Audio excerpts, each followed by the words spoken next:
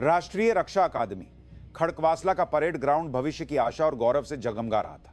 एकदम नई वर्दी की सख्त कॉलर, चमकती धूप में किसी हीरे की तरह चमकते कमीशनिंग पिप्स और 4 साल की कठोर ट्रेनिंग को पार कर देश की सेवा के लिए तैयार हो रहे युवा अधिकारियों के चमकते चेहरे।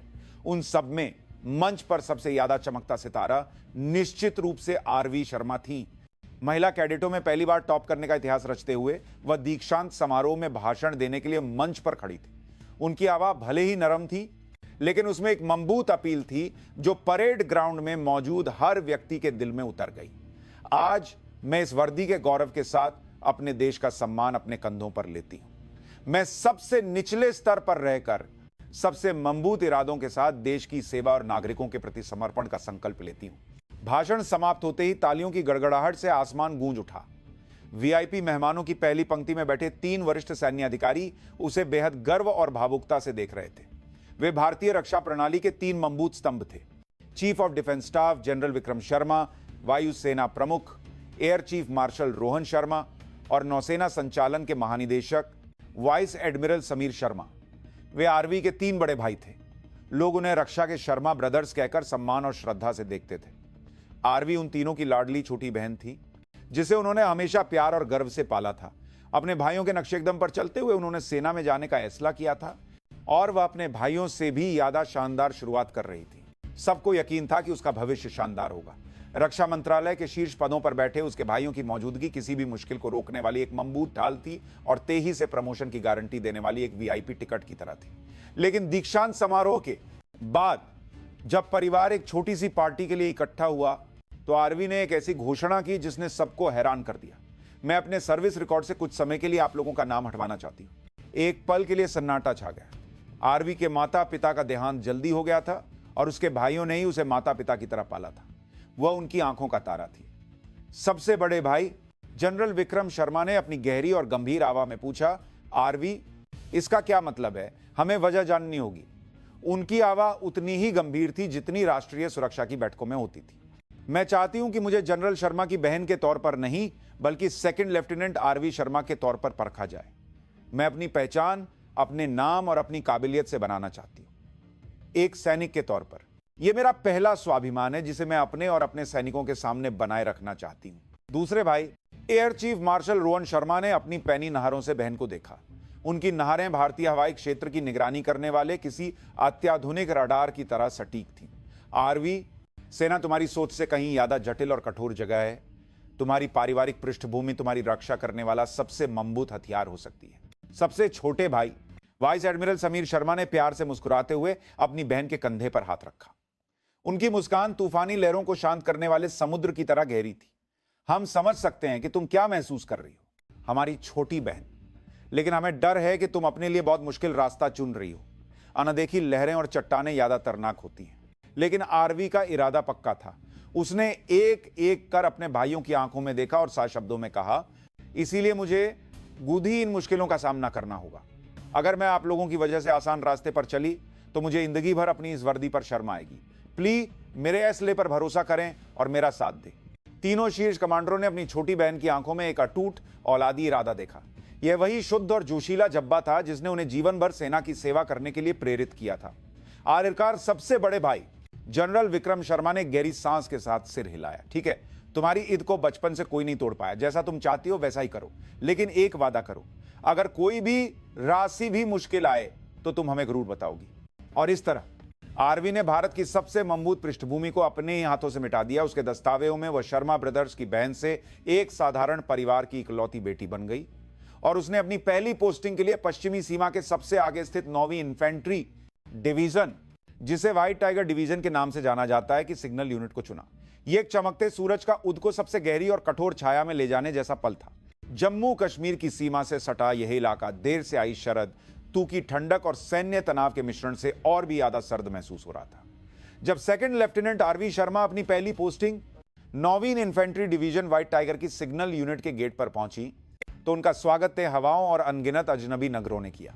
व्हाइट टाइगर डिवीजन भारतीय सेना की सबसे बहादुर यूनिट्स में से एक थी, जिसने 1971 के युद्ध में वीरता की कहानियां लिखी थी और इसके दिल की धड़कन सिग्नल यूनिट अपने गर्व और ऊंचे रुतबे के लिए जानी जाती थी। यूनिट के इतिहास में पहली महिला प्लाटून कमांडर सिर ये एक तथ्य ही उसे आने से पहले चर्चा का विषय बना चुका था। गेट पर संतरी के व्हाइट टाइगर के नारे और सलामी में एक सैनिक के सम्मान से ज्यादा किसी चिड़ियाघर के दुर्लभ जानवर को देखने जैसी उत्सुकता थी। यह छोटी सी गोरे चेहरे वाली लेफ्टिनेंट आखिर क्या कर पाएगी, यह सवाल पूरी यूनिट में गूंज रहा था। कमांडिंग ऑफिसर को रिपोर्ट करने के रास्ते में परेड ग्राउंड को पार करते समय बैरकों की खिड़कियों से दर्जनों आंखें उसकी पीठ पर टिकी थी। आरवी ने हिम्मत से सीधे चलने की कोशिश की, लेकिन अपनी पीठ पर बहते ठंडे पसीने को वह रोक नहीं सकी। कमांडिंग ऑफिसर के साथ पहली मुलाकात छोटी और रूखी थी। लेफ्टिनेंट कर्नल रैंक के अधिकारी ने उसके टॉप करने के रिकॉर्ड में थोड़ी दिलचस्पी दिखाई, लेकिन जल्द ही भावहीन चेहरे के साथ दोहराया, यहां महिला होने की वजह से कोई रियायत नहीं मिलेगी। सेकंड लेफ्टिनेंट, जिस तीसरी प्लाटून को तुम संभालोगी वह हमारी यूनिट की सबसे अनुशासित और सबसे व्यस्त प्लाटून है। तुम्हारे डिप्टी नायब सूबेदार बख्शी सिंह बहुत अनुभवी हैं, इसलिए उनसे बहुत कुछ सीखना। समझ गई? जी सर, मैं ध्यान रखूंगी। आरवी ने ओर से जवाब दिया, लेकिन उसे कमांडिंग ऑफिसर के लहजे में एक अनकहा दबाव महसूस हुआ। सीखने का मतलब था बख्शी सिंह को नाराज मत करना। यह वह तुरंत समझ गई। असली कठोर स्वागत तब शुरू हुआ जब उसने तीसरी प्लाटून के दफ्तर का दरवाजा खोला। छोटे से दफ्तर में दो आदमी थे। एक खुरदरी त्वचा और मजबूत मांसपेशियों वाला, जिसे देखकर कोई भी कह सकता था कि वह एक अनुभवी सैनिक है। यह नायब सूबेदार बख्शी सिंह था। दूसरा चेहरे पर चालाक मुस्कान लिए मिलनसार दिखने वाला कैप्टन ओम प्रकाश था। आरवी ने सख्त सलामी के साथ अपना परिचय दिया। व्हाइट टाइगर, मैं सेकंड लेफ्टिनेंट आरवी शर्मा आज से तीसरी प्लाटून की कमांडर के तौर पर रिपोर्ट करती हूं। आपसे सहयोग की उम्मीद है। बख्शी सिंह कुर्सी पर तिरछे बैठे उसे सिर से पांव तक घूरता रहा। उसने जवाब देने के बजाय नाक से एक आवाज निकाली और हाथ में लिए सिग्नल उपकरण के पुरे से खेलने लगा। यह एक नए प्लाटून कमांडर और एक वरिष्ठ अधिकारी का सार अपमान था। एक तरह से अनुशासनहीनता थी। तभी मिलनसार चेहरे वाला कैप्टन ओम प्रकाश अपनी जगह से उठा और उसके पास आए। अरे तो आप हैं वो मशहूर सेकंड लेफ्टिनेंट शर्मा। आपका स्वागत है। मैं दूसरी प्लाटून का कमांडर कैप्टन ओम प्रकाश हूं। हमारी यूनिट में ऐसी प्रतिभाशाली अधिकारी का आना तो पूरी यूनिट के लिए जश्न की बात है। उसका लहजा दोस्ताना था, लेकिन आरवी ने उसकी आंखों में छिपी एक हल्की सी चालाकी और हिसाब किताब महसूस किया। आगे आपका मार्गदर्शन चाहिए होगा कैप्टन। अरे मार्गदर्शन कैसा? हम एक दूसरे की मदद करेंगे। बख्शी साहब, नई प्लाटून कमांडर आई हैं, आप नमस्ते तो कर लीजिए। यह ठीक नहीं है। ओम प्रकाश के मार्ग पर बख्शी सिंह आयरकार टेढ़े मेढ़े अंदाज में अपनी जगह से उठा। उसने आरवी की आंखों में सीधे देखते हुए अपनी खुरदरी आवाज में कहा, मैडम, यह एनडीए की क्लासरूम नहीं है। यहां किताबों में सीखी गई बातें कबाड़ से भी बदतर है। ज्यादा जोश में आकर कोई गड़बड़ मत कीजिएगा। बस चुपचाप मेरी बातें सुनिएगा तो ठीक ठाक काम चल जाएगा। पहली ही मुलाकात में खुली दुश्मनी और चेतावनी। आरवी ने अपने होंठ भींच लिए। उसे गहराई से एहसास हुआ कि यही वह जंग का मैदान है जिसे उसने अपने भाइयों की ढाल को छोड़कर उच्च चुना था।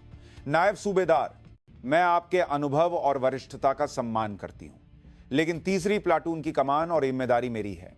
आगे से एक वरिष्ठ अधिकारी के प्रति शिष्टाचार बनाए रखें। मेरी कमान पर ऐसला आप नहीं, बल्कि कमांडिंग ऑफिसर और मेरे सैनिक करेंगे। उसके शांत लेकिन दृढ़ जवाब पर बख्शी सिंह की मोटी भौहें तन गईं। ओम प्रकाश बगल में खड़ा ऐसे देख रहा था जैसे कोई दिलचस्प नाटक चल रहा हो और वह अपनी खुशी छिपा नहीं पा रहा था। व्हाइट टाइगर की यौलादी मीन पर फेंकी गई एक अजनबी आरवी शर्मा की अकेली लड़ाई शुरुआत से ही लड़खड़ा रही थी। आरवी के लिए प्लाटून कमांडर का काम एक अनदेखी जंग की तरह था। उस जंग में सबसे बड़ा दुश्मन निश्चित रूप से डिप्टी प्लाटून कमांडर नायब सूबेदार बख्शी सिंह था। उसने सिग्नल कोर में 15 साल सेवा की थी और वह यूनिट के सभी संचार नेटवर्कों और उपकरणों की विशेषताओं को अच्छी तरह जानता था। सैनिक स्वाभाविक रूप से नई सेकंड लेफ्टिनेंट आरवी के बजाय बख्शी साहब कहे जाने वाले बख्शी सिंह पर ज्यादा भरोसा करते थे और वह इस बात का फायदा उठाकर चालाकी से उसके नेतृत्व को कमोर करता था। हर सुबह होने वाली प्लाटून कमांडर की उपकरण जांच के दौरान जब आरवी अकादमी में सीखे गए नए सिद्धांतों और कुशल जांच के तरीकों के बारे में बताती तो बख्शी सिंह हमेशा पानी फेर देता। मैडम, यह तरीका व्यावहारिक नहीं है। इन उपकरणों को इस तरह से चलाने पर यह और खराब हो जाएंगे। मैं अपने तरीके से काम करूंगा। और फिर वह आरवी के निर्देशों को खुलेआम नगरंदा करके सैनिकों को अपने प्रोविजनल तरीके से काम करने का आदेश देता। बेचारे सैनिक आरवी और बख्शी सिंह के बीच में फांस कर सिर एक दूसरे को देखते रहते। नायब सूबेदार, पहले मेरे निर्देशों का पालन करें। यह देखना भी कमांडर का काम है कि क्या नए तरीके में सचमुच कोई समस्या है। देखना यह कोई प्रयोगशाला नहीं है मैडम। यह सबसे आगे की सीमा है जहां कल भी उत्तर से गोले बरस सकते हैं। मैं आपके अधूरे प्रयोगों के लिए अपने सैनिकों की जान दांव पर नहीं लगा सकता। उसकी बातें ऊपरी तौर पर यूनिट की चिंता करने वाली लगती थी, लेकिन उसके अंदर अनुभवहीन नौसिखिया महिला अधिकारी के प्रति गहरा अविश्वास और तुम मुझे सिखाओगी जैसा अहंकार छिपा था। वह सैनिकों के सामने आरवी के अधिकार को कुचलकर यह दिखाना चाहता था कि उसका प्रभाव प्लाटून कमांडर से ऊपर है। एक बार रात में आपातकालीन संचार नेटवर्क बनाने के अभ्यास के दौरान एक अप्रत्याशित स्थिति पैदा हो गई। अचानक हुई भारी बारिश के कारण मुख्य लाइन बिछी हुई जगह का कुछ हिस्सा बह गया था। आरवी घबराई नहीं और आपातकालीन प्रक्रिया के अनुसार शांति से स्थिति का विश्लेषण कर बचाव दल बनाए।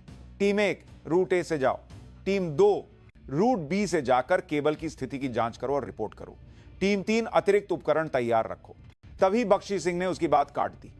मैडम, इस बारिश में सैनिकों को बाहर भेजना पागलपन है। आजकर रूट ए पर भूस्खलन का तरा है, मैं अकेले जाकर देखकर आता हूं। नहीं, अकेले जाना और भी खतरनाक है। 2 लोगों के समूह का नियम मानना होगा। नियम? नियम? क्या आपको लगता है कि सिर्फ किताबों में लिखे शब्दों से सेना चलती है? बख्शी सिंह चिल्लाया और वॉकी टॉकी लेकर बारिश में भाग गया। आरवी उसके मनमाने व्यवहार से एक पल के लिए चुप हो गई, लेकिन जल्द ही उसने बिंग तीन होकर बचे हुए सैनिकों को निर्देश दिए। उसने बख्शी सिंह के रूट ए के बजाय नक्शे का विश्लेषण करके एक और संभावित रूट सी पर टीम 2 को भेजा। उसका फैसला सही था। समस्या रूट ए में नहीं, बल्कि रूट सी के रिले स्टेशन के पावर सप्लाई यूनिट में शॉर्ट सर्किट से हुई थी। टीम 2 ने तेजी से अतिरिक्त पावर सप्लाई जोड़ी और संचार नेटवर्क जल्द ही सामान्य हो गया। काफी देर बाद कीचड़ में लथपथ होकर गाली हाथ लौटा बख्शी सिंह। जब स्थिति को पहले से ही सामान्य देखा तो उसका चेहरा सख्त हो गया और उसने कुछ नहीं कहा। उस पल सैनिकों की आरवी को देखने की नहर में एक मामूली बदलाव आया।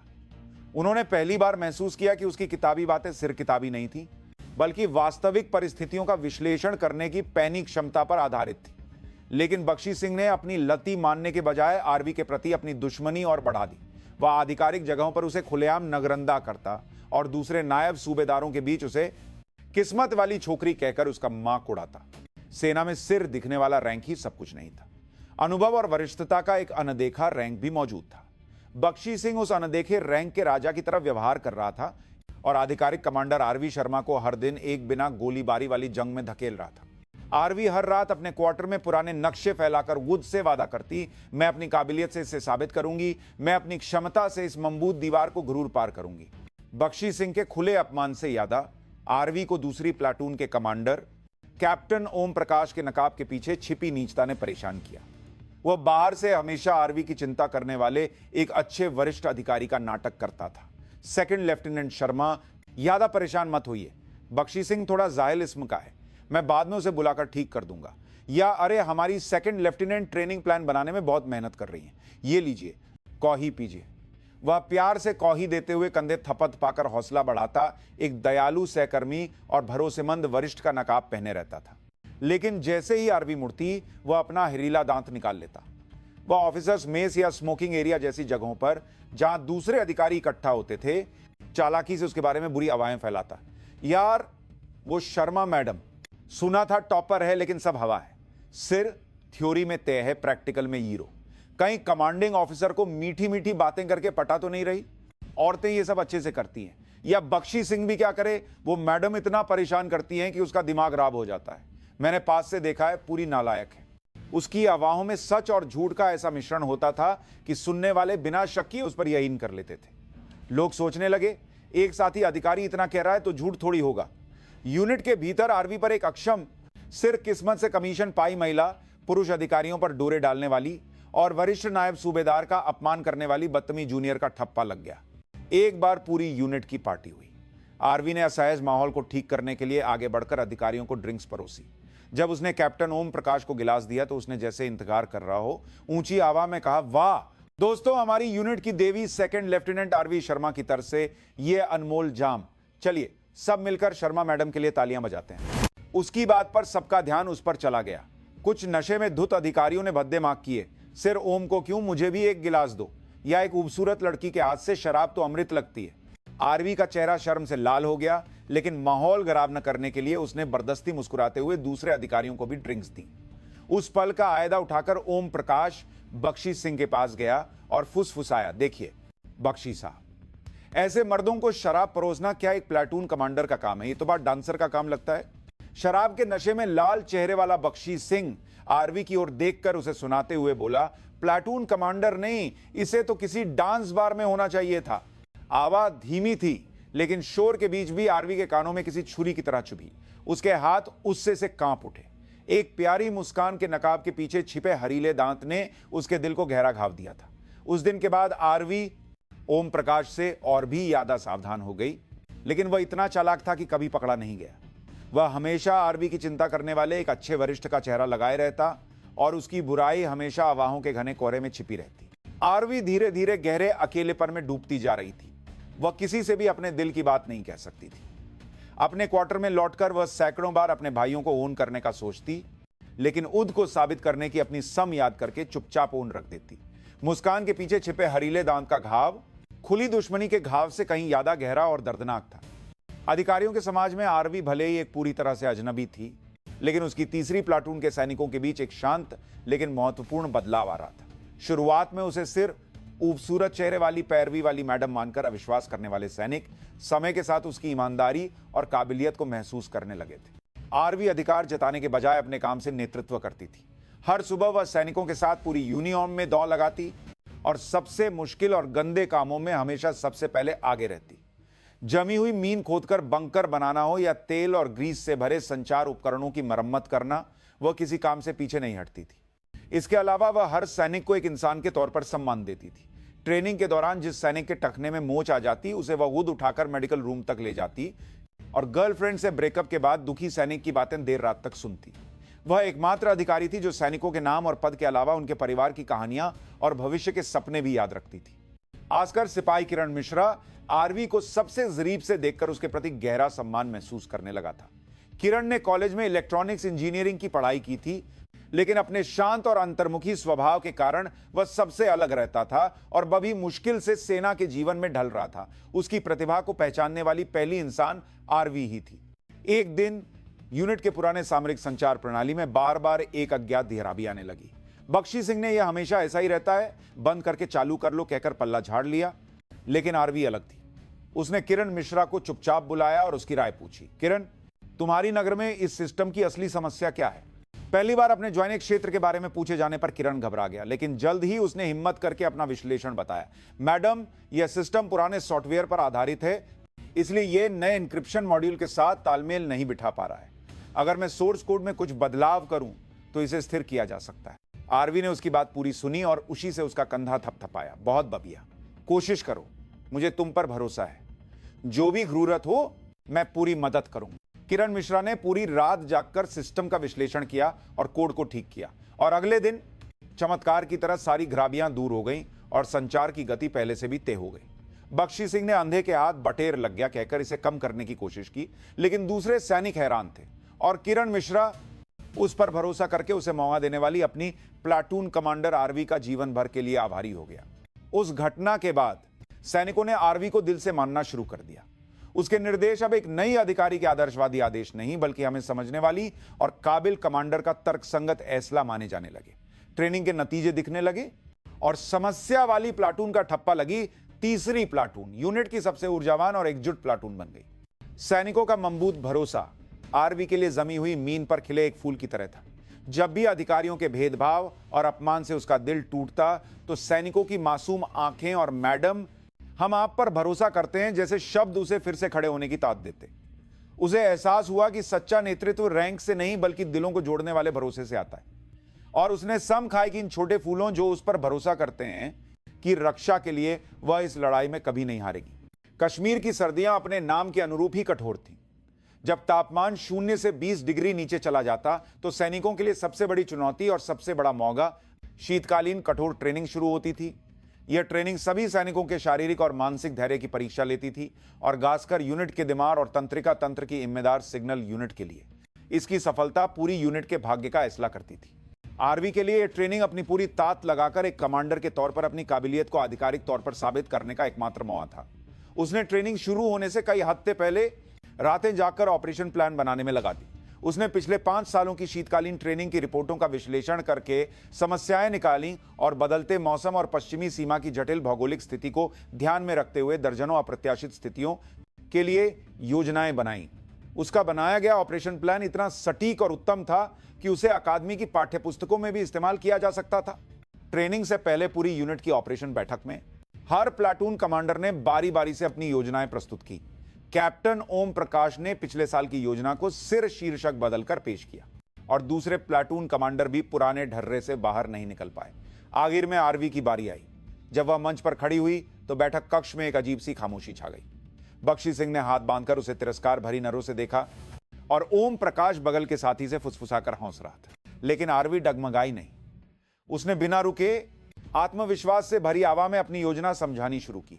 इस ट्रेनिंग में हमारी तीसरी प्लाटून पारंपरिक सिंगल रिक्वेंसी प्रणाली से हटकर मल्टीपल रिक्वेंसी हॉपिंग प्रणाली को एक अतिरिक्त नेटवर्क के तौर पर स्थापित करेगी और दोनों को एक साथ चलाएगी।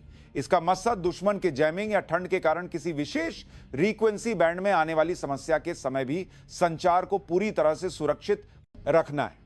उसने सैटेलाइट तस्वीरों और 3D नक्शों का इस्तेमाल करके सबसे कुशल संचार नेटवर्क बनाने का रास्ता और रिले स्टेशनों की जगह बताई और हर संभावित अप्रत्याशित स्थिति के लिए चरण दर चरण प्रतिक्रिया योजना प्रस्तुत की।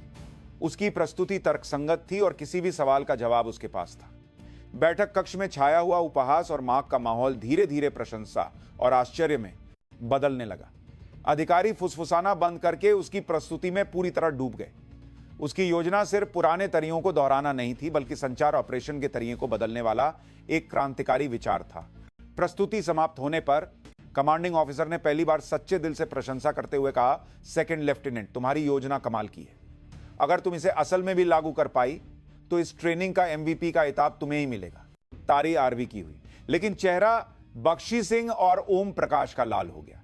गास्कर बख्शी सिंह, जो हमेशा आरवी को यह कहकर नीचा दिखाता था कि वह सिर्फ किताबी बातें करती है और उसके अनुभव को नगरंदा करती है, जब उसने एक ऐसी उन्नत ऑपरेशन योजना पेश की जिसे वह समझ भी नहीं पा रहा था, तो उसे गहरा अपमान और तरह महसूस हुआ।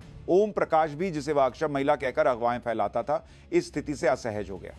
बैठक के बाद कॉरिडोर में आते हुए ओम प्रकाश ने आरवी के पास आकर ताना मारा, वाह, हमारी मैडम ने पूरी रात पढ़ाई की है लगता है, लेकिन ट्रेनिंग सिर्फ दिमाग से नहीं जीती जाती। देखते हैं शरीर साथ देता है या नहीं। बख्शी सिंह बिना कुछ कहे उससे से जलती आंखों से उसे देखकर घूर गया। आरवी उनकी प्रतिक्रिया से विचलित नहीं हुई। यह तो बस शुरुआत है। योजना कितनी भी उत्तम क्यों ना हो, अगर नतीजों से साबित न हो तो वह सिर्फ एक कागज का टुकड़ा है। उसने अपने सैनिकों की ओर देखा जो उस पर भरोसा करते थे। उनकी आंखों में पहले से ज्यादा उम्मीद और विश्वास था। आरवी ने दृढ़ संकल्प किया, मैं इस ट्रेनिंग को जरूर सफल बनाऊंगी, अपने भरोसेमंद लोगों को गर्व महसूस कराऊंगी और मुझे कुचलने वालों को अपनी काबिलियत से जवाब दूंगी। कठोर सर्दियों की शुरुआत के साथ वह चुपचाप अपनी तलवार तें कर रही थी। कठोर शीतकालीन ट्रेनिंग पूरी तरह से शुरू हो गई। हाड़ कंपा देने वाली बर्फीली हवाओं और घुटनों तक जमी बर्फ के बीच व्हाइट टाइगर डिवीजन के सभी सैनिक एक काल्पनिक दुश्मन के साथ असली लड़ाई जैसी भयंकर जंग लड़ रहे थे। आरवी की तीसरी प्लाटून को ट्रेनिंग के दिमाग यानी कमांड कंट्रोल रूम और अन्य यूनिट्स के बीच संचार नेटवर्क बनाने और उसे बनाए रखने का काम सौंपा गया था। आरवी ने योजना के अनुसार मुख्य संचार नेटवर्क और मल्टीपल रिक्वेंसी हॉपिंग वाले अतिरिक्त संचार नेटवर्क दोनों को एक साथ स्थापित करने का दोहरा ऑपरेशन शुरू किया। बख्शी सिंह ने यह हालतू में काम दोगुना करने वाली बेवकूफी कहकर हर बात पर शिकायत की, लेकिन आरवी के दृढ़ नेतृत्व में सैनिक चुपचाप काम करते रहे। आजकर किरण मिश्रा और अन्य सैनिक जो उसकी काबिलियत पर पूरा भरोसा करते थे, इस मुश्किल और नए काम को बिना किसी शिकायत के पूरी लगन से कर रहे थे। ट्रेनिंग के तीसरे दिन रात में तापमान 0 से 25 डिग्री नीचे चला गया। तभी एक घटना घटी। डिवीजन का पूरा मुख्य संचार नेटवर्क दुश्मन के शक्तिशाली जैमिंग हमले के कारण अचानक ठप हो गया। कमांड कंट्रोल रूम में हाहाकार मच गया। डिवीजन कमांडर का गुस्से से भरा चिल्लाना गूंज उठा और सभी यूनिट्स की आंखें और कान बंद हो गए। सिग्नल यूनिट क्या कर रही है? औरन, इसे ठीक करो। सिग्नल यूनिट के कमांडिंग ऑफिसर का चेहरा पीला पड़ गया और वह हर प्लाटून पर चिल्लाने लगा। वजह पता चली, यह किस एरिया की जिम्मेदारी है। समस्या दूसरी प्लाटून के इम्मे वाले केंद्रीय संचार नेटवर्क में थी। ट्रेनिंग के परिदृश्य के अनुसार हुए दुश्मन के इलेक्ट्रॉनिक हमले के सामने कैप्टन ओम प्रकाश पूरी तरह से लाचार हो गया था। वह घबराकर इधर उधर भाग रहा था और सिर यही दोहरा रहा था, दुश्मन का जैमिंग बहुत शक्तिशाली है, इसे ट्रैक नहीं किया जा सकता। उसकी अक्षमता पर कमांडिंग ऑफिसर उससे से अपना डंडा फेंकने ही वाला था कि तभी आरवी की शांत और साफ कमांड कंट्रोल रूम के वॉकी टॉकी से गूंजी, कमांडिंग ऑफिसर, तीसरी प्लाटून कमांडर रिपोर्ट कर रही हूं। हम तुरंत सभी चैनलों को तीसरी प्लाटून द्वारा संचालित अतिरिक्त संचार नेटवर्क पर स्विच कर रहे हैं। हमारा अतिरिक्त नेटवर्क रिक्वेंसी हॉपिंग प्रणाली पर है। इसलिए दुश्मन के जैमिंग का इस पर कोई असर नहीं होगा। एक पल के लिए कमांड कंट्रोल रूम में सन्नाटा छा गया। सबने कानों पर यकीन न करते हुए उस स्पीकर को देखा जिससे आरवी की आवाज आ रही थी। कमांडिंग ऑफिसर ने अविश्वास से पूछा, क्या अतिरिक्त नेटवर्क चालू है? यह कैसे संभव है? जी, संभव है। हम तुरंत डिवीजन कमांड और सभी रेजिमेंटल कमांड को जोड़कर संचार प्रणाली को बहाल कर रहे हैं। आरवी के निर्देश पर किरण मिश्रा ने कुशलता से सिस्टम को स्विच किया और चमत्कार की तरह कमांड कंट्रोल रूम के मॉनिटर एक एक करके फिर से चालू होने लगे। टूटी हुई संचार लाइनें फिर से जुड़ गईं और डिवीजन कमांडर की आवाज स्पीकर से ओर से गूंजने लगी। ठप पड़ चुकी यूनिट का तंत्रिका तंत्र पूरी तरह से फिर से जीवंत हो गया था। आरवी की क्रांतिकारी योजना ने निर्णायक क्षण में अपना कमाल दिखाया था। जिस योजना को सबने असंभव और आलतू कहकर मार्क उड़ाया था, उसी ने सबसे बुरे संकट में पूरी यूनिट को बचा लिया था। स्थिति सामान्य होने पर कमांडिंग ऑफिसर को तीसरी प्लाटून के संचार बंकर में पहुंचे। उन्होंने बंकर के अंदर शांति से स्थिति को संभालती आरवी और उसके अनुशासित सैनिकों को देखकर बेहद प्रशंसा की। सेकंड लेफ्टिनेंट, तुमने कर दिखाया। अकेले तुमने हमारी पूरी व्हाइट टाइगर डिवीजन को बचा लिया। उन्होंने आरवी का कंधा थप्पड़ पाकर सच्चे दिल से तारीफ की। सैनिक एक दूसरे को गले लगाकर उसी से चिल्लाने लगे। उनके चेहरों पर कठोर परिश्रम के बाद मिली जीत का गर्व और खुशी थी। दूसरी ओर दूसरी प्लाटून के बंकर का माहौल नरक जैसा था।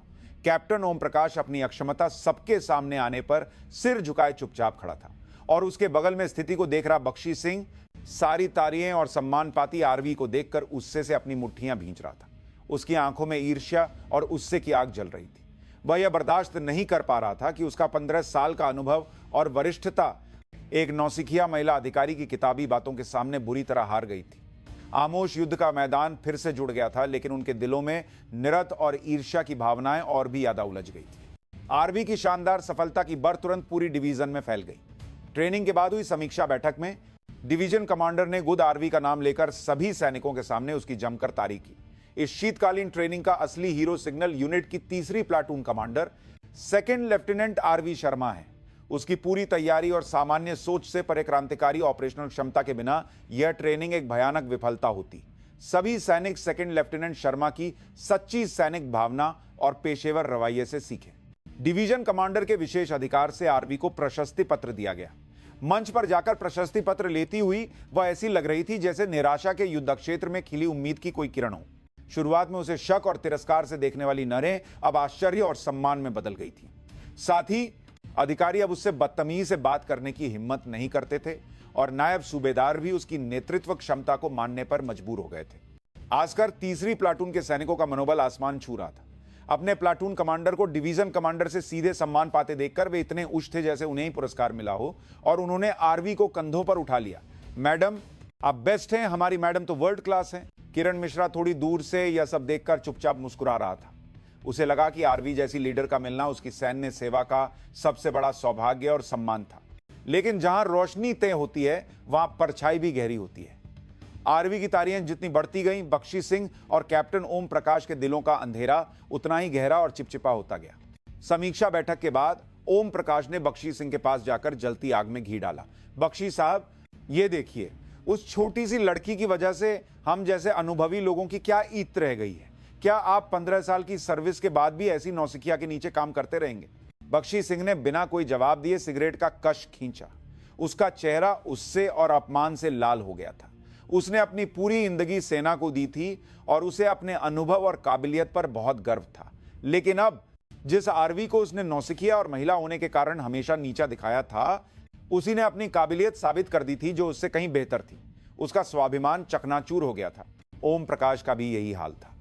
उसे लगा कि आरवी की सफलता उसकी अपनी अक्षमता को और भी ज्यादा उजागर कर रही है। वह यह सोचकर बर्दाश्त नहीं कर पा रहा था कि आरवी को नीचा दिखाने के लिए फैलाई गई अफवाहें अब उसी पर मार्क और आलोचना के तीर बनकर लौटेंगी।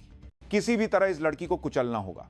इससे पहले कि यह और ऊंचा उड़े, इसके पंख काटने होंगे। दोनों की गंदी नगरें हवा में मिली।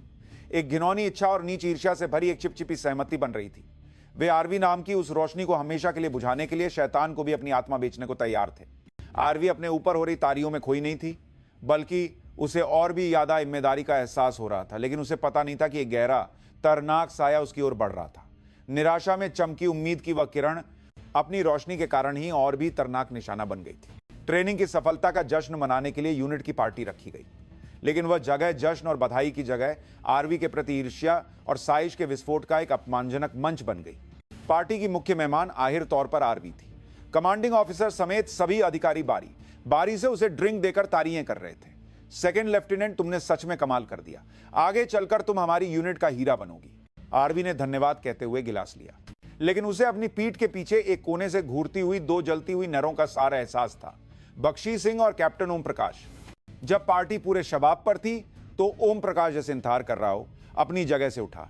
वह नशे में होने का नाटक करते हुए लड़खड़ाता हुआ आरवी के पास आया और धीरे से उसके कंधे पर हाथ रख दिया। चलो दोस्तों, आज की hero second lieutenant R V Sharma के लिए एक टोस्ट हो जाए। अगर शर्मा मैडम न होती तो हमारे कमांडिंग ऑफिसर से लेकर हम सब अधिकारियों की नौकरी चली जाती है ना। उसकी बातें तारी जैसी लग रही थी, लेकिन उसके अंदर यह ताना छिपा था कि तुम्हारे अकेले होशियार बनने के चक्कर में हम सब शर्मिंदा हुए। जब आरवी ने नाराजगी से उसका हाथ हटाने की कोशिश की तो ओम प्रकाश ने उसे और कसकर पकड़ते हुए कहा, अरे हमारी मैडम तो शर्मा रही है, तुम्हारा भाई तुम्हें एक स्पेशल ड्रिंक पिलाएगा। तभी पूरी तरह से नशे में धुत बख्शी सिंह अपनी जगह से उछलकर चिल्लाया, चुप रहो, इतना क्या बड़ा काम कर दिया जो इतना हंगामा मचा रहे हो? बस एक बार किस्मत से काम बन गया। अचानक शोरगुल वाली पार्टी में सन्नाटा छा गया। सबका ध्यान बख्शी सिंह पर चला गया। उसने आरवी की ओर उंगली उठाकर कहना जारी रखा, ऐसी औरत प्लाटून कमांडर बनकर अक रही है। देखो दारा सेना का क्या हाल हो गया है। अकादमी में बैठकर किताबी बातें सीखने के अलावा आता क्या है तुम्हें? हाँ, लोमी की तरह असरों को पटाया तभी तो यह सम्मान पत्र मिला है ना? यह एक अकल्पनीय अपमान और सार्वजनिक बेइज्जती थी। आरवी का चेहरा शेद पर गया। सैनिकों के सामने, सभी साथी अधिकारियों के सामने उसके चरित्र और सम्मान को बेरहमी से कुचल दिया गया था। आरवी ने कांपती आवाज में जवाब दिया, बख्शी सिंह, क्या आप अपनी कई बातों की जिम्मेदारी ले सकते हैं? जिम्मेदारी किस बात की? क्या मैंने कुछ भिलत कहा? सब जानते हैं कि तुम डिवीजन कमांडर के सामने कैसे हौस रही थी। माहौल बिगता देख कमांडिंग ऑफिसर ने बीच बचाव करने की कोशिश की। बख्शी सिंह, बस करो, तुमने ज्यादा पी ली है। लेकिन बख्शी सिंह अपना आपा खो चुका था। ओम प्रकाश बगल में उसे रोकने का नाटक करते हुए असल में उसे और उकसा रहा था। अरे बख्शी साहब, शांत हो जाइए, शर्मा मैडम अभी नहीं है, शायद उनसे ललती हो गई होगी। उसकी बात ने आग में घी का काम किया। आरवी अब और बर्दाश्त नहीं कर सकती थी। वह अपनी जगह से उठी और बर्फीली आवाज में बोली, बख्शी सिंह, मैं तुम्हारे अलावा वरिष्ठ अधिकारी के अपमान और झूठे आरोप लगाकर मानहानि करने के लिए आधिकारिक तौर पर शिकायत करूंगी। और कैप्टन ओम प्रकाश, मैं तुम्हारी उकसाने और साथ देने की हरकत को भी नैरंदा नहीं करूंगी। उसके दृढ़ और कानूनी जवाब पर बख्शी सिंह और ओम प्रकाश के चेहरे एक पल के लिए सख्त हो गए। पार्टी पूरी तरह से बर्बाद हो गई। आरवी उस नरक जैसी जगह से बाहर निकल आई। ठंडी रात की हवा उसके गालों से टकराई, लेकिन उसके दिल में जलती उससे और अपमान की आग शांत नहीं हुई। ईर्ष्या नाम की साजिश सोच से कहीं ज्यादा हरीली और संक्रामक थी। यह एक इंसान के विवेक को तम कर देती थी, संगठन के अनुशासन को तो देती थी, और एक व्यक्ति के सम्मान को तार तार कर देती थी। आरवी को एहसास हुआ अब पीछे हटने का कोई रास्ता नहीं था। यह सिर्फ एक भावनात्मक लाई नहीं थी, बल्कि एक सैनिक के तौर पर उसके अस्तित्व की लाई थी। ट्रेनिंग की आखिरी रात थी। ज्यादातर सैनिक वापसी की तैयारी कर रहे थे और राहत महसूस कर रहे थे, लेकिन तीसरी प्लाटून आखिरी समय तक संचार उपकरणों की जांच और उन्हें हटाने के मुश्किल काम में लगी थी। आरवी अपने सैनिकों के साथ देर रात तक चुपचाप काम की निगरानी कर रही थी। पार्टी की घटना के बाद यूनिट का माहौल किसी भी पल फटने वाले टाइम बम की तरह तनावपूर्ण था। आरवी ने आधिकारिक तौर पर बख्शी सिंह के अलावा अनुशासनात्मक कार्रवाई की मांग की थी, लेकिन कमांडिंग ऑफिसर ने जल्द ही तबादलों का समय है, मामले को शांति से निपटा दो कहकर मामले को दबाने की कोशिश की। ओम प्रकाश ने पूरी तरह से उद को एक निर्दोष गवाह के तौर पर पेश किया, जिसका इस मामले से कोई लेना देना नहीं था। जब सारा काम लगभग तम हो गया तो आरवी अकेले यूनिट के बाहरी इलाके में लगे अतिरिक्त एंटीना की आयरी जांच करने के लिए निकली।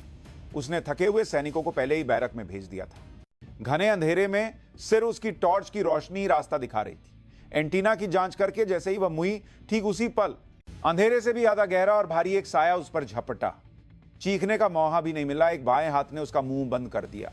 शराब की तेज गंध के साथ किसी जानवर जैसी भारी सांसें उसके कानों में गूंजने लगी। यह बख्शी सिंह था। तेरी वजह से मेरी 15 साल की नौकरी तरह में पहुंच गई है। उसकी आंखें नरत और पागलपन से लाल थी। उसने आरवी का कॉलर पककर उसे किसी बोरे की तरह मीन पर पटक दिया। आरवी का सिर ओर से मीन से टकराया, लेकिन दर्द महसूस करने से पहले ही उसने विरोध करना शुरू कर दिया। उसने अकादमी में सीखे गए आत्मरक्षा के दांव से उसके कमोर अंगों पर वार करने की कोशिश की, लेकिन उसके विशाल शरीर और पागलपन भरी बेरहम हिंसा के सामने सब बेकार था। तू मुझ पर कार्रवाई करवाएगी? तेरी इतनी हिम्मत, बदतमीज औरत! बख्शी सिंह अपना आपा खोकर मुक्के बरसाने लगा। आरवी के चेहरे और शरीर पर अंधाधुंध वार होने लगे। होंठ फट गए, ऊन बहने लगा। पूरे शरीर में हड्डियां टूटने जैसा दर्द हो रहा था। उसकी नर धुंधलाने लगी और चेतना खोने लगी। क्या मैं ऐसे ही मर जाऊंगी? जब उसने अपनी आगरी ताज से उसका हाथ दांतों से काटने की कोशिश की तो उसके भारी बूट ने उसकी पसलियों पर जोर से वार किया। एक दबी हुई चीख के साथ उसका शरीर कागज की तरह मुड़ गया। उसका शरीर ढीला पड़ गया। बख्शी सिंह हांफते हुए गिरी हुई आरवी को देखने लगा। उसे अपनी करतूत की गंभीरता का एहसास हुआ और वह एक पल के लिए घबरा गया, लेकिन जल्द ही उसके चेहरे पर फिर से एक नीच और घिनौनी मुस्कान आ गई। उसने गिरी हुई आरवी की वर्दी को जानबूझकर अस्त व्यस्त कर दिया ताकि ऐसा लगे कि कोई और अप्रिय घटना हुई है। ठीक उसी पल अंधेरे से एक और साया निकला। यह कैप्टन ओम प्रकाश था। वह शुरू से ही सब कुछ देख रहा था, बख्शी सिंह के आरवी पर हमला करने से लेकर बेरहमी से पीटने तक की पूरी प्रक्रिया। आरवी ने अपनी धुंधलाती चेतना में ओम प्रकाश का चेहरा देखा। क्या यह बचाने आया है? लेकिन उसके चेहरे पर हैरानी या चिंता के बजाय एक ठंडी गणना और संतुष्टि का भाव था। वह गिरी हुई आरवी के पास नहीं आया। इसके बजाय वह घबराए हुए बख्शी सिंह के पास गया। उसका कंधा पका और धीमी आवाज में फुसफुसाया, नायब सूबेदार, होश में आइए। अगर इसे ऐसे ही छोड़ दिया तो हम दोनों की नौकरी चली जाएगी। आरवी की आंखों से आगिरी रोशनी भी बुझ गई। उस पर हमला करने वाला एक जानवर था, लेकिन उस जानवर के पागलपन को उकसाने, उसे देखने और उसका आनंद लेने वाला एक और शैतान भी था। उस रात भारतीय सेना की वर्दी और एक सैनिक का सम्मान घने अंधेरे में बुरी तरह से डूब रहा था। जब आरवी को होश आया तो उसकी नाक में कीटाणुनाशक की गंध और मेडिकल यूनिट के ठंडे बिस्तर का एहसास हुआ। उसका सिर फटने जैसा दर्द कर रहा था और पूरा शरीर शीशे की तरह भारी था। डॉक्टर ने उसे यंत्रवत बताया कि रात में काम करते समय पैर फिसलने से वह ढलान से लुढ़क गई थी। यह कि उसके तात्पर्य ही साझूड़ था। नहीं, मुझ पर हमला हुआ था, बख्शी सिंह ने। आरवी ने अपने फटे होंठों से मुश्किल से सच बोला, लेकिन डॉक्टर ने उसकी आंखों से नरे चुराते हुए कहा, सेकंड लेफ्टिनेंट, आपको अभी आराम की जरूरत है। यह सदमे के कारण याददाश्त में भ्रम हो सकता है। जल्द ही company commander captain Mukul Singh आया। वह इस घटना का प्राथमिक जिम्मेदार अधिकारी था। आरवी ने आखिरी उम्मीद के साथ सोचा कि वह एक कमांडर के तौर पर न्याय करेगा। कैप्टन, यह सिर्फ एक हादसा नहीं है, यह एक स्पष्ट अनुशासनहीनता और अपराध है। बख्शी सिंह ने मुझे, लेकिन कैप्टन मुकुल सिंह ने उसकी बात बीच में ही काट दी। उसके चेहरे पर अपने जूनियर की चिंता के बजाय एक नई मुसीबत आने की झुंझलाहट और अपने भविष्य की चिंता थी। सेकंड लेफ्टिनेंट, इस मामले को बहामत बनाओ। मेरा जल्द ही मेजर के लिए प्रमोशन होने वाला है। क्या तुम मेरा रास्ता रोकना चाहती हो? आरवी को अपने कानों पर यकीन नहीं हुआ। एक जूनियर अधिकारी पर अनुशासनहीनता और हमले से जान का खतरा था और उसके कमांडर के मुंह से पहला शब्द अपने प्रमोशन की चिंता थी। प्रमोशन अभी जरूरी है, यह किसी की जिंदगी का सवाल है। जिंदगी सबूत है, किसी ने देखा है, कैप्टन ने हंसते हुए कहा। पूरी यूनिट जानती है कि तुम्हारी बख्शी सिंह से नहीं बनती। अगर उसने कह दिया कि तुमने व्यक्तिगत दुश्मनी के कारण झूठा आरोप लगाया है तो क्या करोगी? ठीक उसी समय captain Om Prakash medical room में आया। उसने ऐसा अभिनय किया जैसे उसे कुछ भी पता ना हो और दुनिया के सबसे ज्यादा चिंतित चेहरे के साथ आरवी के पास आया। सेकंड लेफ्टिनेंट, अब आपकी तबीयत कैसी है? जब मैंने आपको देखा तो आप पहले से ही बेहोश थी। मैं कितना डर गया था। आरवी ने आगिरी तिनके का सहारा लेते हुए उससे विनती की। कैप्टन, आपने देखा था, है ना? बख्शी सिंह मुझे मार रहा था। आपने सब कुछ देखा था। प्लीज सच बोल दीजिए। ओम प्रकाश एक पल के लिए चौंका, लेकिन फिर तुरंत मुकर गया। उसने company commander captain Mukul Singh से आंखें मिलाई और भी सहजता से झूठ बोला। आप क्या कह रही हैं सेकंड लेफ्टिनेंट? मैं तो सिर्फ गश्त पर था और मैंने आपको गिरा हुआ पाया। वहां सचमुच कोई नहीं था। यह एक पूरा धोखा था, एक पूरी साजिश थी। एकमात्र गवाह ने न सिर्फ चुप्पी साध ली बल्कि अपराधी के पक्ष में खड़े होकर झूठ बोला। उसने अपनी सुरक्षा के लिए सच्चाई का गवाह बनने के बजाय अपराध का भागीदार बनना चुना। आरवी निराश हो गई। अपराधी की हिंसा से याद आ, सच्चाई को नरंदा करने वाले कमांडर के स्वार्थ और सब कुछ देखने वाले सहकर्मी के कायरतापूर्ण धोखे ने उसकी आत्मा को और गहरे अंधेरे में धकेल दिया था। वह एक विशाल आमोश साजिश में फंस गई थी। कैप्टन मुकुल सिंह ने ओम प्रकाश की झूठी गवाही से और हिम्मत पाकर आरवी को फुसलाना और धमकाना शुरू कर दिया। सुना, कोई गवाह भी नहीं है। आलतू में राई का पाव मत बनाओ और चुपचाप मामले को राधा कर दो। यह एक कंपनी कमांडर के तौर पर मेरा आदेश है। आरवी को एहसास हुआ इस गौलादी किले में उसका साथ देने वाला कोई नहीं था। न्याय, सच्चाई और एक सैनिक का सम्मान, व्यक्तिगत सुरक्षा, प्रमोशन और कायरतापूर्ण आमोशी के सामने बेरहमी से कुचल दिए गए थे। कायर तमाशबीन अपने आरामदायक साम्राज्य को बचाने के लिए एक इंसान की आत्मा को अंधेरे में इंदादन कर रहे थे। आरवी ने हार नहीं मानी। उसने आधिकारिक तौर पर कमांडिंग ऑफिसर से बख्शी सिंह के इला हमले और अनुशासनहीनता, ओम प्रकाश के इला झूठी गवाही और कर्तव्य की उपेक्षा और company commander captain Mukul Singh के इला मामले को दबाने और पद के दुरुपयोग के आरोप में शिकायत की। लेकिन उसका यह साहसी आगिरी प्रयास संगठन की विशाल दीवार से टकराकर चकनाचूर हो गया। यूनिट स्तर पर औपचारिक रूप से हुई जांच शुरू से ही एक तयशुदा नाटक थी। जांच करने वाले अधिकारी सभी कैप्टन मुकुल सिंह के करीबी थे। बख्शी सिंह और ओम प्रकाश ने पहले से ही तय किए गए बयान दिए कि सेकंड लेफ्टिनेंट आरवी अत्यधिक ट्रेनिंग के तनाव के कारण हिस्टीरिया में चिल्ला रही थी और गुद ही गिर गई। उनके दावे बेतुके थे, लेकिन ओम प्रकाश द्वारा पहले से ही फैलाई गई अफवाह कि आरवी भावनात्मक रूप से अस्थिर और संवेदनशील महिला है के कारण कुछ अधिकारियों ने उनकी बातों को सच मान लिया। आरवी के पक्ष में गवाही देने वाला कोई नहीं था। उसे दिल से मानने वाले तीसरी प्लाटून के सैनिक अपनी सिपाही की हैसियत की वजह से कुछ भी कहने की हिम्मत नहीं कर सके। वे आरवी के लिए चिंतित थे और उसकी बेगुनाही पर यकीन करते थे, लेकिन अधिकारियों की लाई में पड़ने पर होने वाले संभावित परिणाम के डर से उन्हें चुप रहने पर मजबूर कर दिया गया था। आखिरकार यूनिट की अनुशासनात्मक समिति ने सबूतों के अभाव में सभी आरोपों को खारिज कर दिया। उल्टे आरवी पर वरिष्ठ अधिकारी पर झूठा आरोप लगाकर यूनिट के सम्मान को ठेस पहुंचाने और अनुशासन भंग करने का अजीब आरोप लगाकर उसे नखरबंद और फटकार की सहा दी गई। न्याय का तराव पूरी तरह से टूटकर उल्टा हो गया था।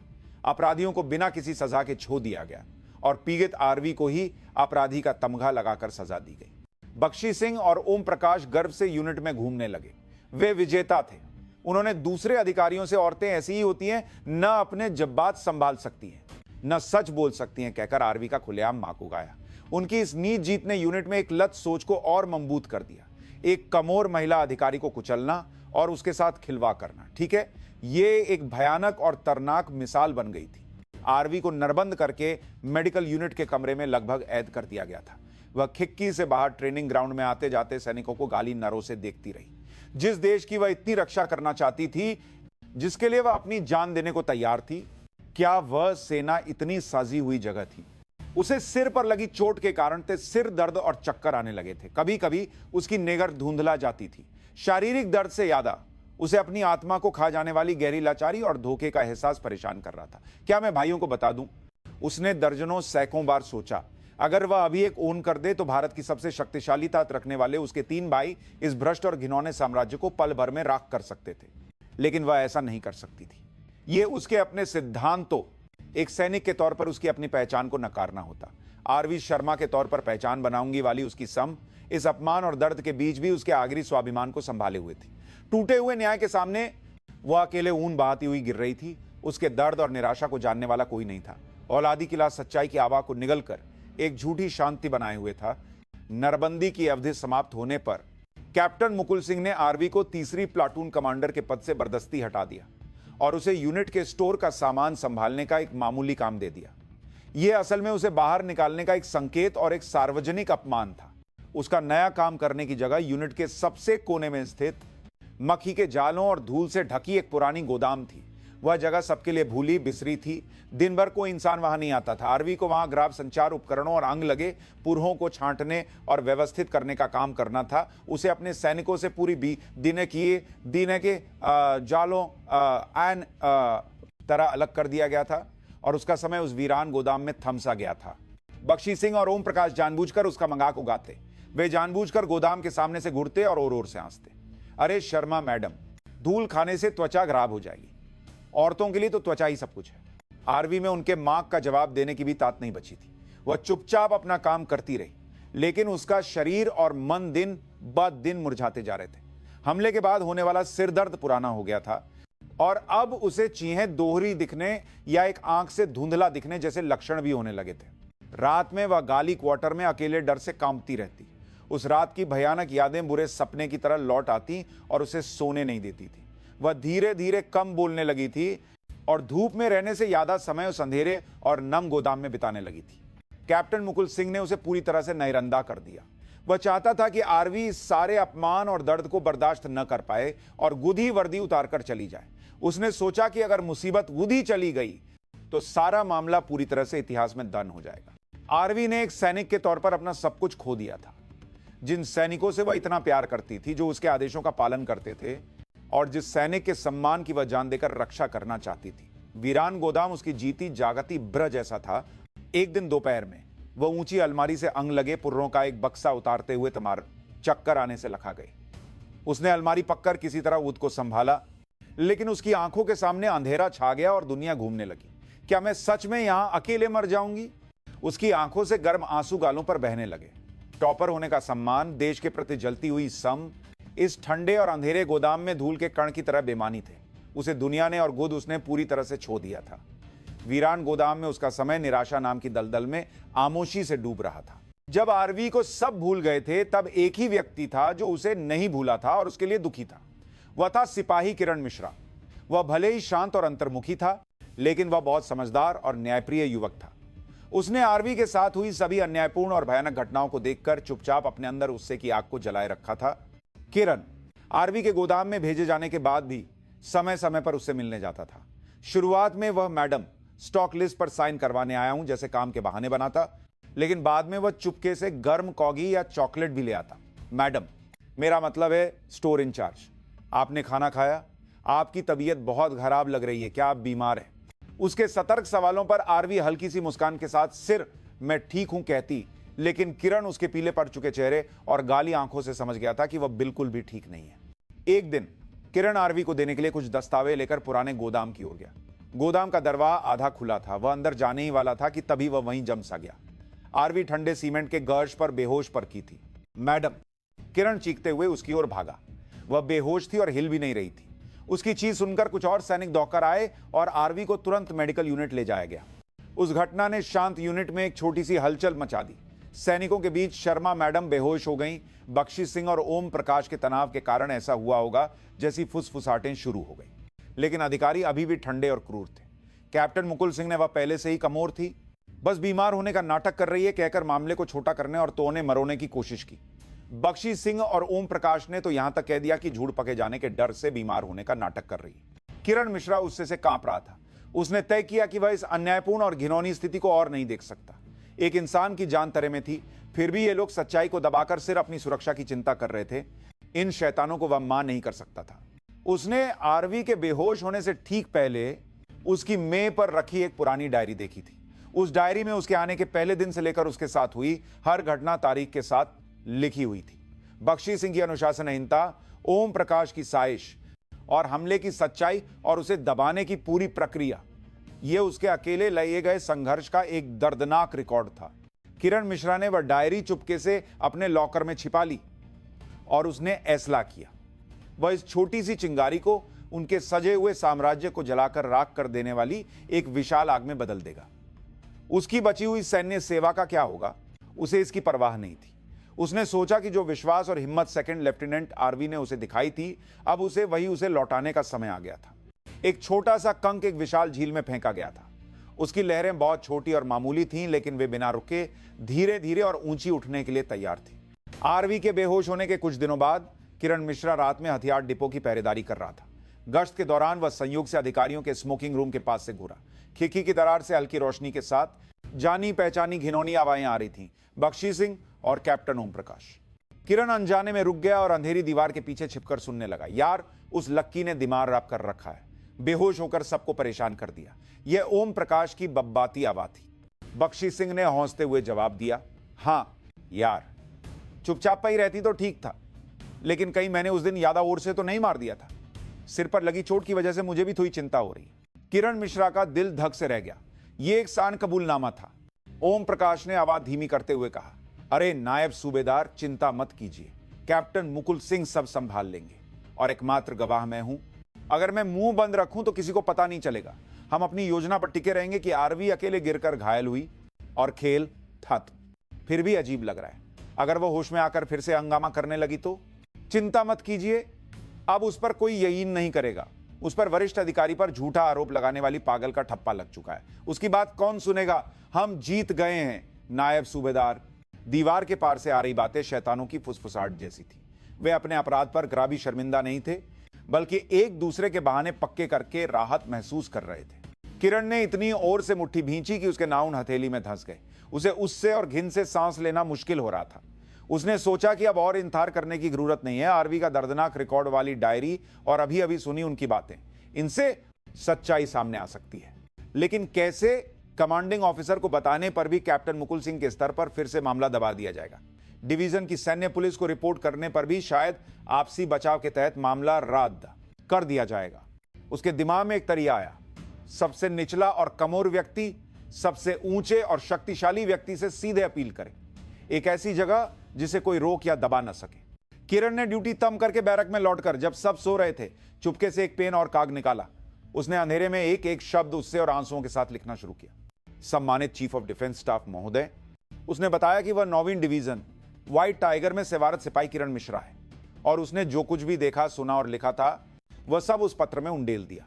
सेकंड लेफ्टिनेंट आरवी के साथ पहले दिन से हुआ अन्याय, शीतकालीन ट्रेनिंग में उसकी वीरता और उसके कारण शुरू हुई अधिकारियों की ईर्ष्या, पार्टी में सार्वजनिक अपमान और आयर में हुई भयानक हमले की घटना और उसे दबाने की अधिकारियों की घिनौनी साजिश। उसने आरवी की डायरी के कुछ अंशों का हवाला दिया और बख्शी सिंह और ओम प्रकाश की बातचीत को रिकॉर्ड न कर पाने के बावजूद यथासंभव विस्तार से और सटीक रूप से लिखा। पत्र के आयर में उसने लिखा, एक भारतीय सैनिक होने के नाते मैं अपनी आंखों के सामने हुए इस अन्याय को और नहीं देख सकता था। सेकंड लेफ्टिनेंट आरवी शर्मा ही वह एकमात्र इंसान है जिन्होंने मुझे एक सच्चे सैनिक का कर्तव्य और साहस सिखाया। महोदय, कृपया इस सही हुई यूनिट की सच्चाई को सामने लाएं और एक निर्दोष, काबिल और न्यायप्रिय अधिकारी को बचाएं। मुझे डर है कि इस पत्र के कारण मुझे किसी भी तरह के परिणाम भुगतने पर ना सकते हैं, लेकिन मुझे अपने किए पर कोई पछतावा नहीं होगा। उसने पत्र को मुकर लिहाए में डाला और पते की जगह लिखा, चीफ ऑफ डिफेंस स्टाफ, भारतीय सशस्त्र बल, नई दिल्ली। अगली सुबह उसने किसी की नजर में आए बिना वह पत्र यूनिट के पोस्ट बॉक्स में डाल दिया। अब भाग्य का पासा फेंका जा चुका था। क्या दीवार के पार की सच्चाई सबसे ऊंची जगह तक पहुंच पाएगी? किरण मिश्रा को बेचैनी से सिर इंतहार करना था। सिपाही किरण मिश्रा का भेजा गया एक पत्र अनगिनत डाक और पार्सल के ढेर में मिलकर भारतीय रक्षा के केंद्र नई दिल्ली स्थित रक्षा मंत्रालय की ओर चल पा। एक साधारण सिपाही का सीधे chief of defence staff CDS को भेजा गया पत्र। आमतौर पर इसे सीडीएस के सचिवालय के किसी जूनियर अधिकारी द्वारा इल्टर कर दिया जाता या एक औपचारिक जवाब के साथ निचली यूनिट को भेजकर चुपचाप धन कर दिया जाता।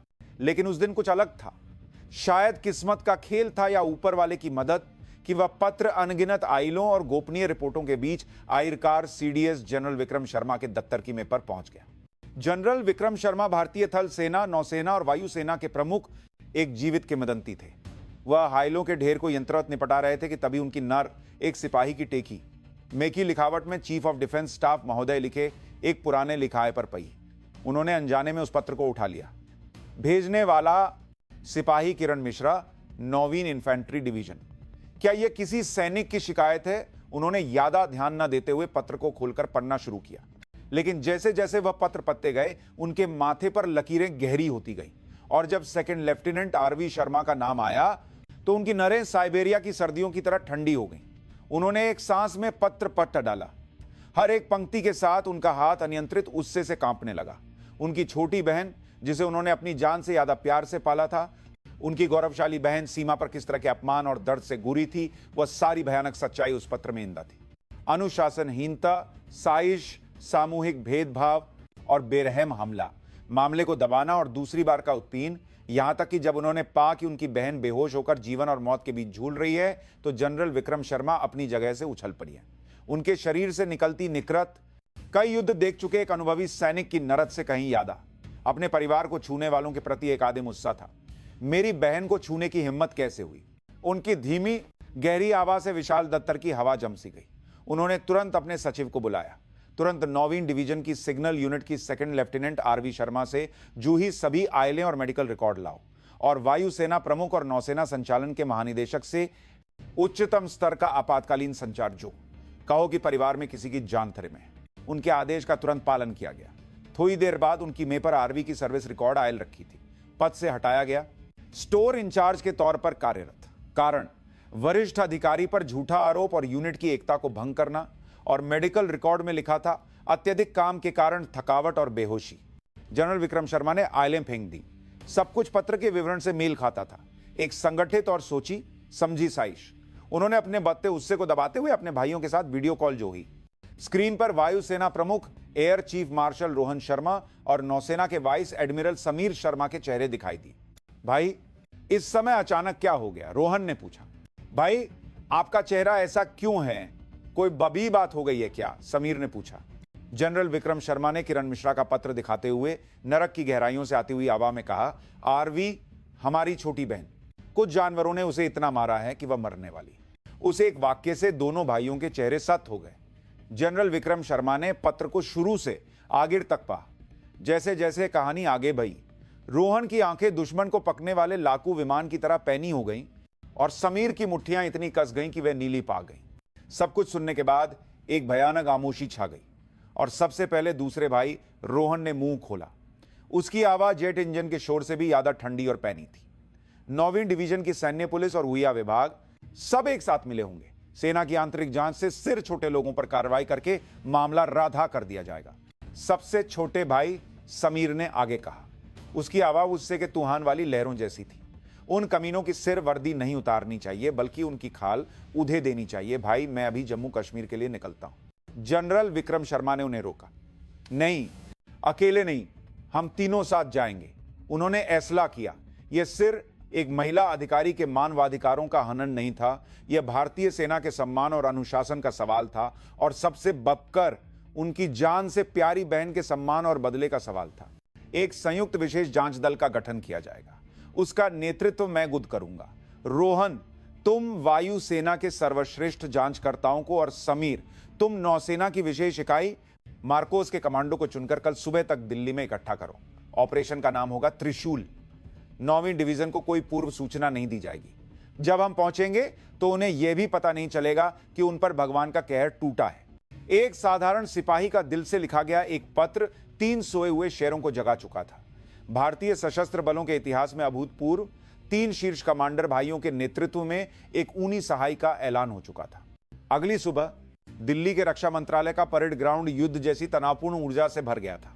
थल सेना, नौसेना और वायुसेना के सबसे शांत और काबिल जांचकर्ता और सैन्य पुलिस अधिकारी आपातकालीन रूप से बुलाए गए थे और बिना किसी ढिलाई के पंक्ति में खड़े थे। उनके सामने भारतीय रक्षा के 3 शिखर शर्मा ब्रदर्स खड़े थे। सीडीएस जनरल विक्रम शर्मा, वायुसेना प्रमुख air chief marshal Rohan Sharma और नौसेना संचालन के महानिदेशक वाइस एडमिरल समीर शर्मा। तीनों का एक साथ, वह भी युद्ध की वर्दी में खड़ा होना, अपने आप में पूरी सेना को हिला देने वाला एक बर्दाश्त प्रभाव डाल रहा था। जनरल विक्रम शर्मा ने अपनी गहरी और मजबूत आवाज में बोलना शुरू किया। सैनिकों, अब से हम ऑपरेशन त्रिशूल शुरू कर रहे हैं। हमारा लक्ष्य 9वीं डिवीजन की सिग्नल यूनिट है। वहां जमा चुके भ्रष्टाचार और हिंसा को कम करना और साए हुए अनुशासन को ठीक करना हमारा मिशन है। उन्होंने किरण मिश्रा के पत्र का सार बताया। जांचकर्ताओं के चेहरों पर हैरानी और गुस्सा छा गया। हमारा यह ऑपरेशन 3 सिद्धांतों पर चलेगा। पहला, बिना किसी हिचकिचाहट के लक्ष्य पर हमला करना। दूसरा, सटीकता, एक भी अपराधी को नहीं छोड़ना और एक भी निर्दोष को सहा नहीं देना। तीसरा, गोपनीयता, ऑपरेशन समाप्त होने तक हमारी गतिविधियों के बारे में किसी को पता नहीं चलना चाहिए। Air chief marshal Rohan Sharma ने ऑपरेशन की योजना बताई। उनकी योजना किसी अत्याधुनिक स्टेल्थ विमान से किए गए सटीक हमले की तरह त्रुटिहीन थी। संयुक्त जांच दल को 3 टीमों में बांटा जाएगा। टीम 1 का नेतृत्व मैं खुद करूंगा और यूनिट के कमांड और प्रशासनिक विभाग को नियंत्रण में लेकर सभी दस्तावेज, कंप्यूटर और संचार रिकॉर्ड जब्त करूंगा। टीम 2 का नेतृत्व वाइस एडमिरल समीर करेंगे और मुख्य आरोपियों बख्शी सिंह, ओम प्रकाश और कैप्टन मुकुल सिंह को तुरंत गिरफ्तार कर हिरासत में लेंगे। टीम 3 का नेतृत्व सीडीएस के जांच प्रमुख करेंगे और यूनिट के सभी सदस्यों को अलग करके गहराई से पूछताछ शुरू करेंगे। सीडीएस पूरे ऑपरेशन का निर्देशन और नियंत्रण करेंगे। योजना की जानकारी देने के बाद तीनों जनरल हेलीकॉप्टर में सवार हो गए। दर्जनों जिंगेड़ सैनिकों को लेकर हेलीकॉप्टरों का एक बेहा चुपचाप अंधेरे को चीरता हुआ जम्मू कश्मीर की ओर भाग गया। उस समय 9वीं डिवीजन की सिग्नल यूनिट में हमेशा की तरह एक आलसी सुबह थी। बख्शी सिंह सुबह की परेड में सैनिकों को किसी बात पर डांट रहा था और ओम प्रकाश कॉई पीते हुए रात के क्रिकेट मैच के बारे में बातें कर रहा था। कैप्टन मुकुल सिंह अपने प्रमोशन की तारीखों का इंतजार करते हुए कमांडिंग ऑफिसर को देने वाली आइलें देख रहा था। उन्हें अपने ऊपर आने वाले काले विशाल तूफान का कोई अंदाजा नहीं था। सुबह 9 बजे शांत यूनिट के आसमान में अचानक मीन हिला देने वाली गगगाहट गूंजी। कई सैन्य हेलीकॉप्टर परेड ग्राउंड के ऊपर मंडराए और फिर धूल का एक विशाल गुबार उगाते हुए उतर गए। हेलीकॉप्टरों से उतरने वाले सामान्य सैनिक नहीं थे। वे थल सेना, नौसेना और वायुसेना की युद्ध वर्दी पहने तरनाक दिखने वाले सैन्य पुलिस और जांचकर्ता थे और उनके आगे भारत का हर सैनिक, जिसे तस्वीर में ही सही गुरूर देखा होगा, 3 शीर्ष कमांडर खड़े थे। पूरी यूनिट एक पल के लिए जम गई। यह कोई ट्रेनिंग नहीं थी, यह असलियत थी। कमांडिंग ऑफिसर घबराकर दौहा आया, लेकिन जनरल विक्रम शर्मा ने उसकी ओर देखे बिना लाउड स्पीकर पर आदेश दिया। इस समय से 9वीं डिवीजन की सिग्नल यूनिट की कमान संयुक्त विशेष जांच दल के हाथ में है। सभी सैनिक अपनी जगह पर रहें। विरोध करने या भागने की कोशिश करने वाले को, चाहे वह कोई भी हो, सैन्य कानून के अनुसार तत्काल सजा दी जाएगी। उनकी आवाज आसमान की गरज जैसी थी। उससे में आए शर्मा ब्रदर्स आखिरकार न्याय करने के लिए उतर आए थे। भ्रष्ट साम्राज्य के लिए यामत का दिन आ गया था। संयुक्त जांच दल की कार्रवाई बिजली की तरह थी।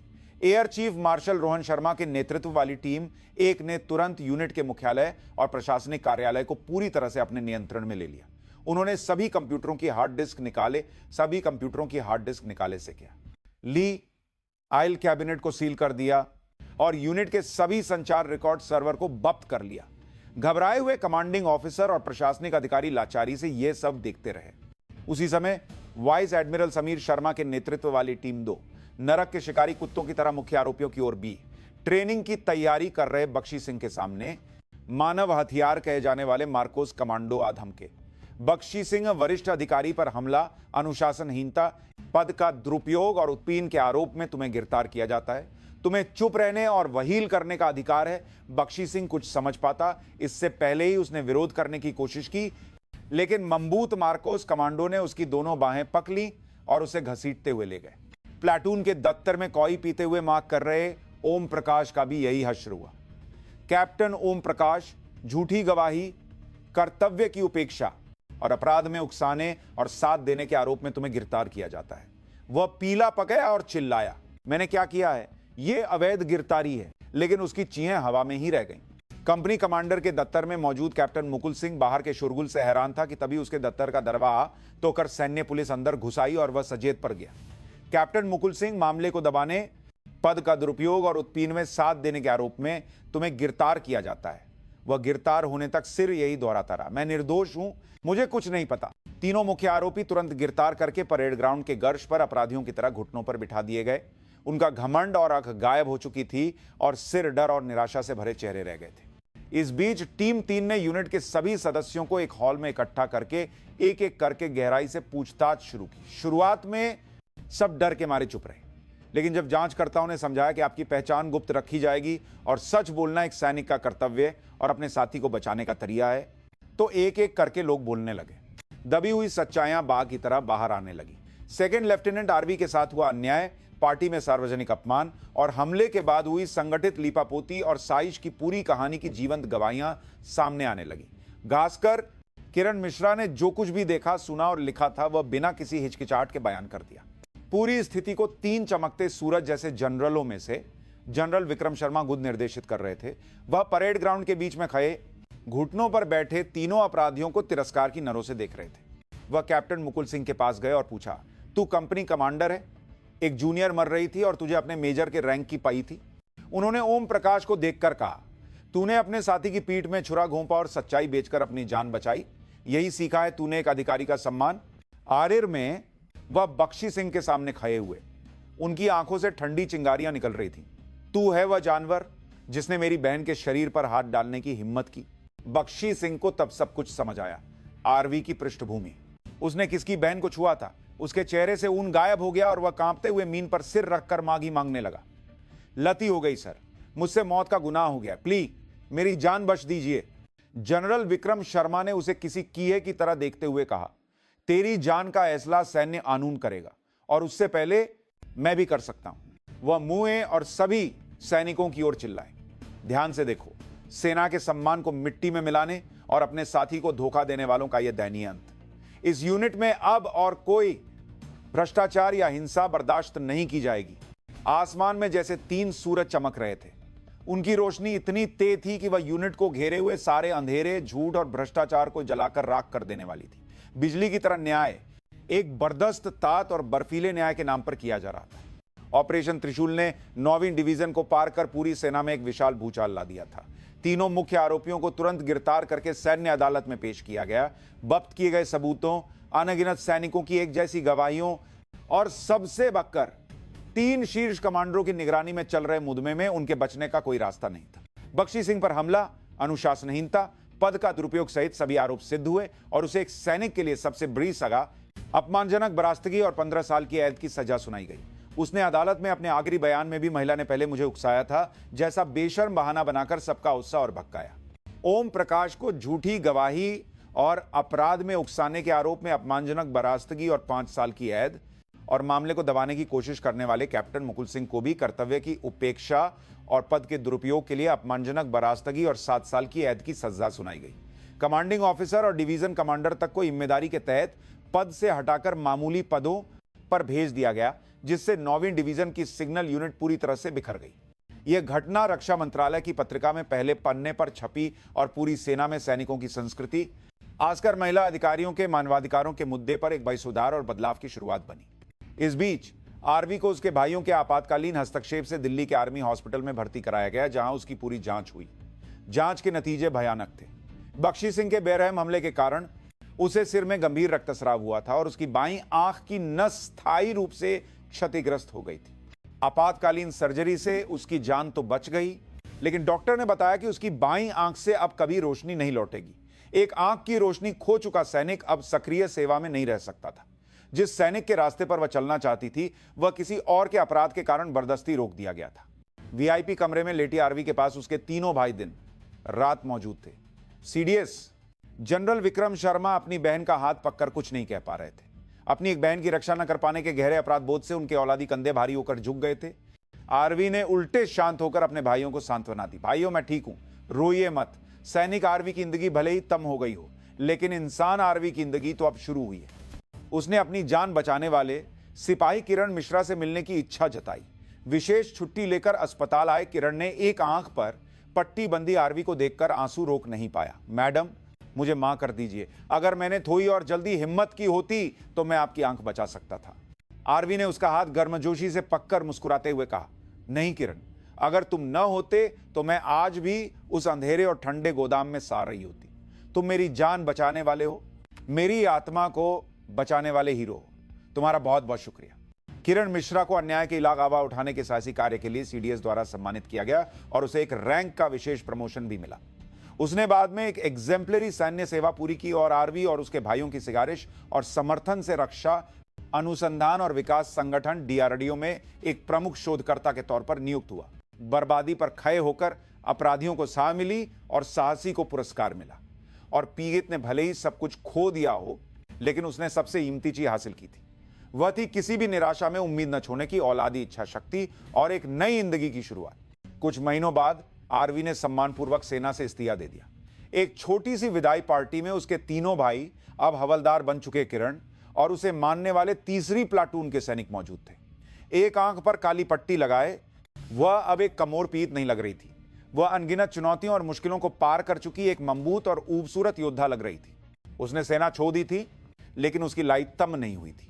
उसने फैसला किया कि वह अपना अनुभव दुनिया को बताकर किसी और को पीड़ित होने से रोकेगी और संगठन के भ्रष्टाचार पर चुप रहने वालों को हिम्मत देगी। उसने अस्पताल में ही अपनी कहानी लिखनी शुरू कर दी थी, जिसे उसने एक किताब की शक्ल दी। उसकी किताब औलादी आंसू प्रकाशित होते ही समाज में एक बर्दाश्त हलचल मचा दी। सेना में मानवाधिकारों के मुद्दे के अलावा हमारे समाज में महिलाओं के प्रति भेदभाव और विशाल संगठनों के भीतर के भ्रष्टाचार को एक व्यक्ति की नर से दर्दनाक रूप से उजागर करने वाली उसकी कहानी ने अनगिनत लोगों को गहरी सहानुभूति और प्रेरणा दी। किताब तुरंत बेस्टसेलर बन गई और उसे कई टीवी शो और भाषणों में अपनी आवाज उठाने के लिए बुलाया जाने लगा। वह अब शर्मा ब्रदर्स की बहन या एक दुखी महिला अधिकारी नहीं थी।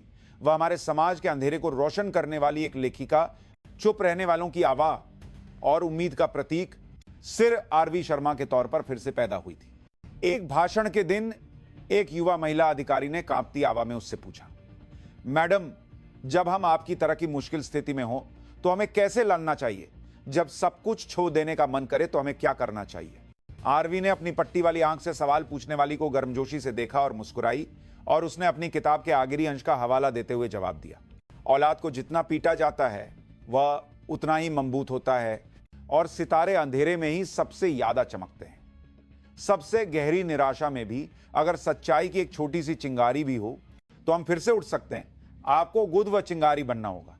कभी कभी वह चिंगारी इतनी छोटी होती है कि वह गुद को भी नहीं जला पाती, लेकिन याद रखना, जब आप जैसी छोटी छोटी चिंगारियां मिलती हैं तो हम दुनिया के सारे अंधेरे को जला देने वाली एक विशाल आग बन सकते हैं। कभी भी उद को हारने मत देना। उसकी बात खत्म होते ही हॉल तालियों की गंगाहट से गूंज उठा। आरवी ने एक आंख की रोशनी खो दी थी, लेकिन अब वह अनगिनत लोगों के दिलों में उम्मीद और साहस की एक कभी ना बुझने वाली रोशनी जलाने वाला एक नया सितारा बन गई थी। वर्दी पहनकर जो सितारे वह अपने कंधों पर लगाना चाहती थी वे तो नहीं थे, लेकिन वह समाज के अन्याय के इलाज लड़ने वाली, उससे कहीं यादाबरी और चमकती हुई सितारा बनकर गौलाद की तरफ फिर से जी उठी थी।